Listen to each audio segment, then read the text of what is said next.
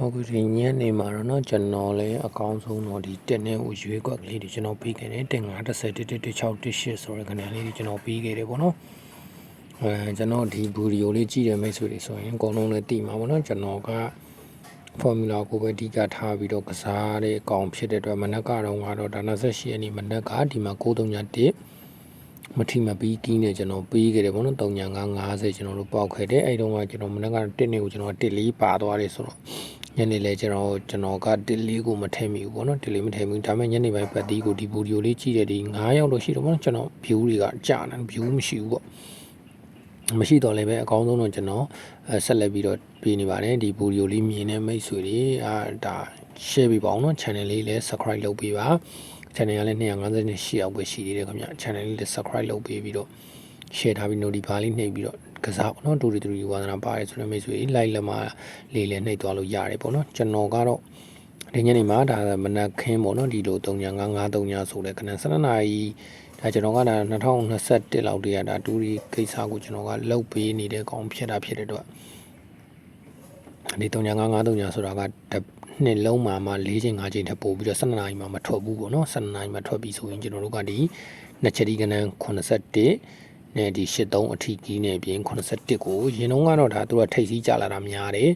နောက်ပိုင်းတော့ပတ်တီးတစ်လုံးဖြစ်နေရင်တုံးကဟိုးရင်တော့21 22ဝန်းကျင်လောက်ကဆိုရင်တော့ဒီ81ဆိုရင်81ဆိုတဲ့အတိုင်းပဲပြန်ထွက်တာပေါ့နော်ဒါကျွန်တော်ဒါထိုင်းရနေရလာတဲ့နီးဖြစ်တယ်ပေါ့နော်81ဆိုတဲ့ကဏ္ဍဒီဒါအောကွက်ပေါ့နော်ပြီးတော့ခွန်ပတ်တီတစ်ပတ်တီပေါ့နော်အဲ့လိုမျိုးကျွန်တော်တို့ကအကိုကကြတော့ကစားရတာပေါ့အဲ့တော့ကျွန်တော်က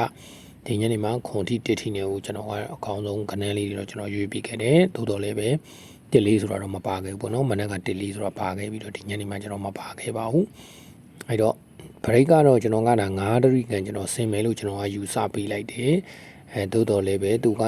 2-5-3-5ပြီးတော့ဒီကို9ဒရီကန်ရိုက်မလာပါမယ်နဲ့9 break ဆိုပြီးတော့ break to break ရိုက်တယ်ပေါ့နော် break to break ရိုက်တယ်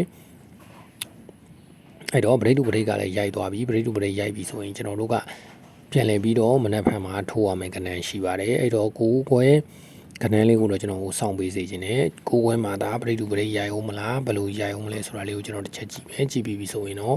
ကျွန်တော်ပြန်ပြီးတော့ share ပေးမှာဖြစ်တယ်အဲ့တော့ဒီနေ့မှာကတော့ကျွန်တော်ကနေ့တိုင်းသမားတွေအတွက်ကတော့931ကီးနဲ့ကျွန်တော်တို့ဒါမနက်ကတော့ကျွန်တော်ဒါ90ကိုယူပေးထားတာဖြစ်တယ်လို့ညနေခွန်တက်ပတ်တဲ့လူတွေလည်းဒါတောင်းမြောင်းပတ်တဲ့လူတွေကတော့ဒါပေါက်လိမ့်မယ်ခင်ဗျမနက်ပိုင်းကလည်းကျွန်တော်29ရက်နေ့တနေ့ဆုံးလုံးဆောင်လည်းကျွန်တော်စူးစမ်းပေးသွားပါဦးမယ် channel လေးလည်းတစ်ဖက်တစ်နန်းနေပြီးတော့ support ကျွန်တော်ပေးခြင်းနဲ့ဆိုတော့ subscribe လေး like နှုတ်ပေးထားပါ like လက်မလေးနဲ့ကို share လေးနဲ့ကိုညီပေးကြပါအောင်နော်အားလုံးပဲဒါချမ်းမြေရဲ့နေ့ရက်လေးတွေဖြစ်ပါစေနော်